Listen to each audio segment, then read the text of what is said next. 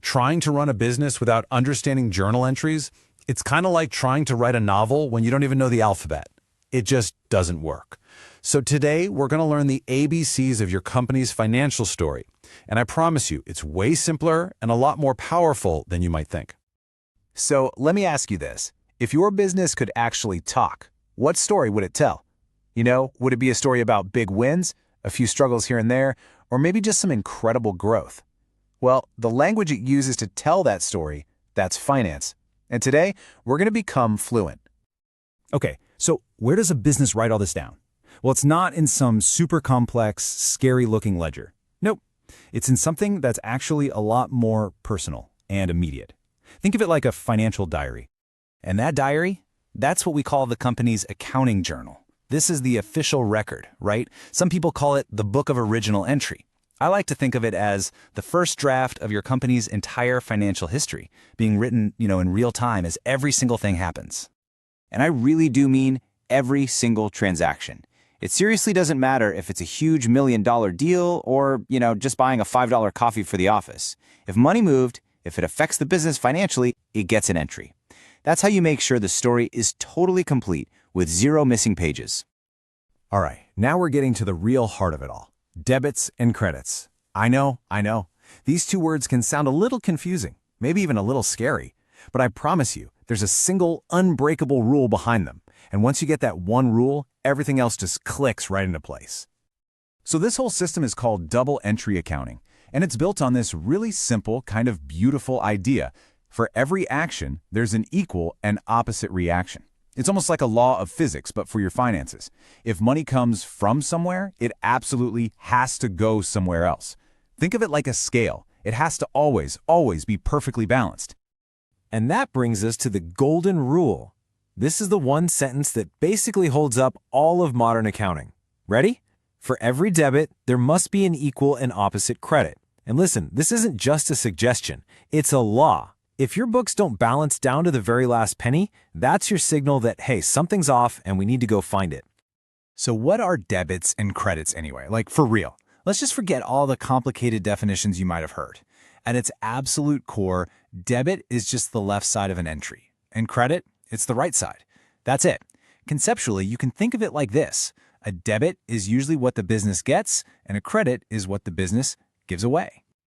Okay, see this table on the screen? This right here? This is your secret weapon, your cheat sheet. It's basically the key that unlocks this whole thing. Just look at it. See how assets and expenses go up with a debit, and then liabilities, equity, and revenue, they go up with a credit. Don't worry about memorizing it just yet, because we're going to put this into practice, like right now. All right, that's enough theory for now. Let's be real. The best way to learn this stuff is to just do it. So, let's walk through your very first journal entry together, step by step. Ready? And the process is always the same. It's like a simple little 4-step dance. Step 1, what just happened? What's the transaction? Step 2, okay, which accounts did that touch? Step 3, did those accounts go up or did they go down? And finally, step 4, we grab our cheat sheet and ask, do we debit them or do we credit them? Simple as that. So here's our example. Something super straightforward that we can all picture. Your company buys a brand new laptop for $1,500 and you paid for it with cash. Boom. Step 1, identifying the transaction, done. And here's what that looks like as a journal entry. Let's break it down. What did the business get? It got a laptop, right? We'll call that office equipment, which is an asset. Now, we look at our cheat sheet. To make an asset go up, we have to debit it. So we debit office equipment for $1,500. Now, what did the business give away to get it? It gave away cash. Cash is also an asset. And to make an asset go down, we credit it. So we credit cash for $1,500. And there you have it. The debit on the left equals the credit on the right. Perfectly balanced. Okay, that was a simple one. And of course, in the real world, things can get a little more complicated. But the cool thing is, even when a transaction has a bunch of moving parts, those same core principles we just talked about, they still hold up. Yeah, sometimes a single event can touch more than just 2 accounts. When that happens, it's called the compound journal entry. Now, that name might sound a little intimidating, but don't sweat it. That golden rule we learned, it's our safety net. It doesn't matter how many lines there are, the total of all the debits has to equal the total of all the credits. Always. Let's look at an example. The company gets a new machine worth $3,000. That's an asset, so to make it go up, we debit machinery for the full $3,000. Simple enough.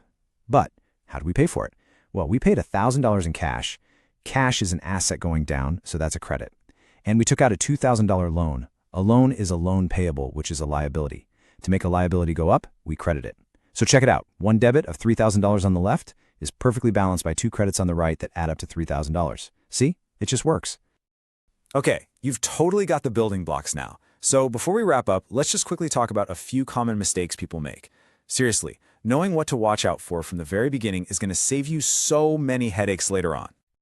So, what are the common tripwires? First up, just mixing up your debits and credits. It's super easy to do when you're just starting, so always double-check your work. Next, simple math mistakes. You'd be surprised how often a little typo can throw the whole thing out of balance. Then there's putting the money in the wrong bucket, picking the wrong account. Is that new software an expense, or is it an asset? And lastly, forgetting the little details. You've got to have a date and a quick note explaining what the transaction was for. It's crucial for anyone who has to look at these records later.